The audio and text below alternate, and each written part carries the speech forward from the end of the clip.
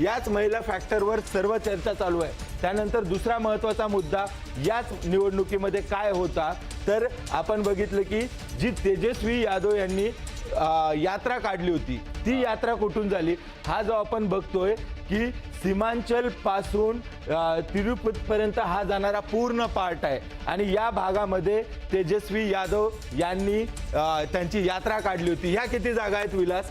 या जागा बघणं महत्त्वाचं आहे। 66 जागा आहेत। या 66 जागांचा आता जे तुम्हाला आकडेवारी दिसते ती 2020ची आकडेवारी आहे विलास। 2020 मध्ये 34 जागा एनडीएने घेतल्या होत्या आणि महाविकास आघाडी आणि तिथलं महागठबंधन त्यांनी 31 जागा घेतल्या होत्या। हा कुठला फरक नाहीये म्हणजे तसं बघितलं बिलकुल। परंतु आपल्यासाठी इंटरेस्टिंग काय, हा जर आपण भाग बघितला, हा सीमांचल पासून सुरू होतो, मध्य बिहार मधून जातो आणि खाली येतो, तर हा या भागाचं वैशिष्ट्य काय आहे, हा यादव बहुल भाग आहे जो आरजेडीचा सर्वात मोठा स्ट्रॉंग होल्ड आहे। यादव वोटिंग किती आहे तिथे, तर आपण M1 नाही, मुस्लिम नाही म्हणत मी, फक्त यादव हा जो पट्टा आहे मध्य भाग, आता हा जो आपण बघतोय सीमांचल, इथे मुस्लिम वोटिंग हे डॉमिनेटिंग आहे, परंतु हा जो पूर्ण आहे ज्याला यादव बेल्ट म्हटलं जातं, जे 24% आसपास मतदान आहे असं बोललं जातं, त्या भागातून तेजस्वी यादव यांनी यात्रा काढली होती आणि त्याचं जर गेलं बघितलं तर क्लोज आहे, फक्त 3 जागांचा डिफरन्स आहे। या यात्रेमुळे किती फरक पडतो हे बघायला लागेल।